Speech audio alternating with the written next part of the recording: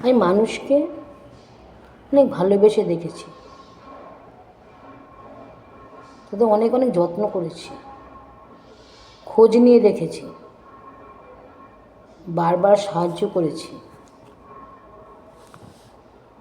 সাধ্য মতন সব কিছুই করে দেখেছি। আর আমি বারবার তাদের কাছে প্রত্যাখ্যান পেয়েছি। তাদের এই অকৃতজ্ঞতা বারবার আমি দেখেছি। তাদের এই অকৃতজ্ঞতা আমাকে বুঝিয়ে দিয়েছে এই সমাজটা না শুধু স্বার্থপর মানুষের জন্য।